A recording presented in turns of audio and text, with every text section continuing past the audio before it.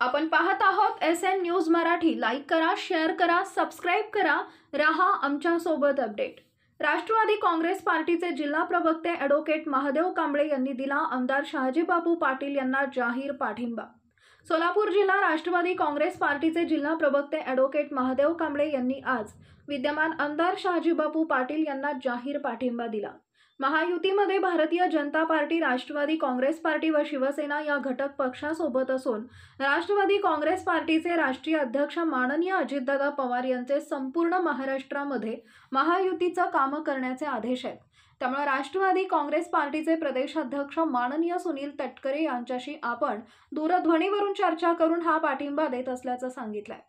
विधानसभा निवडणूक रणधुमाळी सुरू असताना राष्ट्रवादीचे प्रवक्ते ॲडव्होकेट महादेव कांबळे यांनी शहाजीबापू पाटील यांच्यासोबत प्रामाणिकपणे काम करणाऱ्या शहाजीबापू यांनी केलेल्या विकास कामामुळे आपण त्यांना जाहीर पाठिंबा देत आहोत असं मत व्यक्त केले। शहाजीबापू पाटील यांनी राष्ट्रवादीच्या वतीनं जाहीर पाठिंबा दिल्याबद्दल ॲडव्होकेट कांबळे यांचं जाहीर स्वागत केले व सोबत राहून काम करूया, सांगोला तालुक्यातील विकासाचं स्वप्न पूर्ण करूया असं मत यावेळी व्यक्त केले।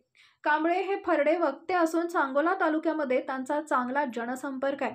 याचा निश्चितपणे या निवडणुकीमध्ये बापूंना फायदा होईल अशी चर्चा लोकांमधून ऐकावयास मिळत आहे।